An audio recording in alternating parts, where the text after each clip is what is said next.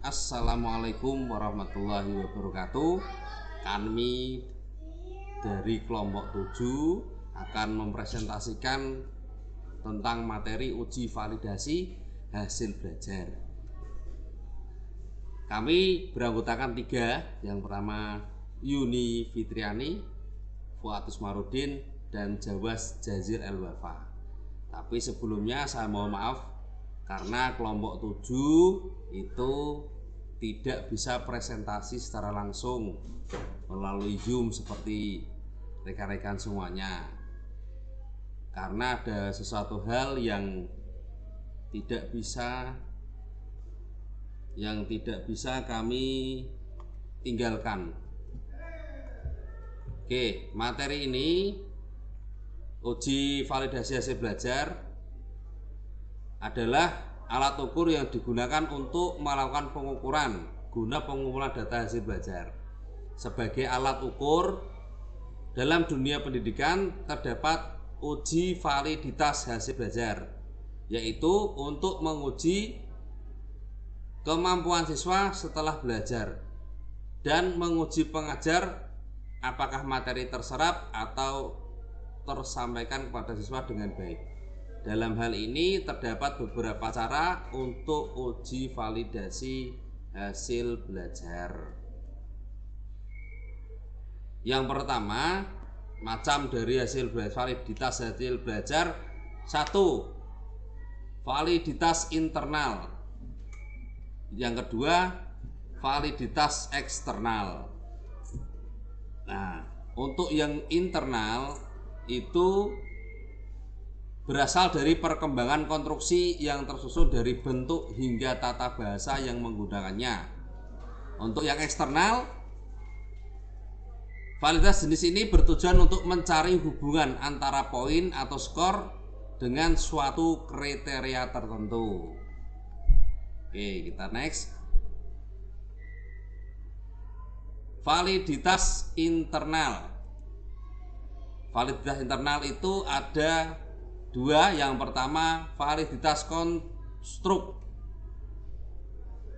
yaitu alat ukur yang menggunakan atau mengandung definisi operasional yang tepat dan berasal dari suatu konsep teoritis.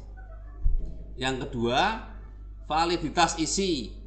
Validitas isi merupakan penentuan suatu alat ukur yang akan digunakan harus memiliki isi. Hal tersebut biasanya dapat didasari dengan penilaian yang dilakukan oleh ahli dalam bidangnya. Oke, sampai sini. Saya lanjut ya. Yang kedua, validitas eksternal. Ada apa saja di dalamnya? Yang pertama ada validitas prediktif.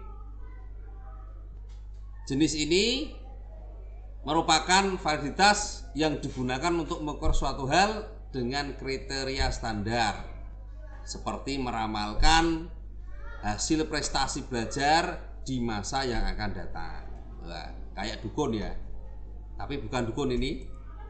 Yang kedua, validitas konkurren adalah ukuran berupa tes tertentu berkorelasi dengan ukuran sebelumnya, digunakan dalam bidang sosial, psikologi, ilmu pengetahuan, dan pendidikan. Cara penerapannya dari uji validitas tersebut. Dari internal, validitas konstruk, penerapan ini jarang dilakukan di sekolah-sekolah. Kenapa? Karena di sini meliputi tekstonom pengetahuan, pemahaman, aplikasi, analisis, sistem, dan evaluasi.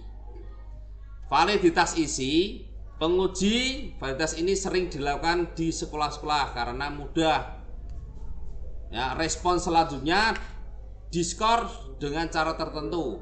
Misalnya, 2 orang ahli meminta materi butir dengan kisi-kisi pada 10 butir tersebut. Dengan beberapa pemilihan yaitu tidak sesuai, ragu, dan sesuai. Nanti diskor, jika yang menjawab tidak sesuai diskor -1.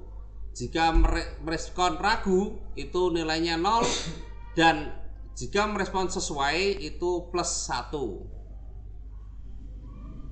Sebuah butir dinyatakan valid apabila dia berkorelasi dengan total. Sampai sini paham dulu? Kalau memang paham, kita lanjutkan. Penerapan uji eksternal. Uji prediktif merupakan artinya meramal atau meramalkan sesuatu yang akan terjadi sebelumnya dan setelahnya. Misal, tes dengan soal yang sudah dibuat oleh tim, siswa sekiranya mampu berhasil 80%. Akan tetapi kendalanya setiap sekolahan belum tentu mempunyai sasaran didik yang sama. Seperti contoh, jika soal yang kita buat itu untuk sekolahan kita sendiri, nilainya bisa sampai 80-90%. Akan tetapi dengan keadaan sekolah tersebut atau sekolah yang lain, itu mulai dari SDM-nya juga berbeda, latar belakangnya juga berbeda, dan hasilnya itu nanti tidak akan sama seperti sekolahan Anda. Tidak bisa 80-90%. Kalau validitas konkuren, ini kriterianya di mana menggunakan pada saat pengujian tes yang dilakukan.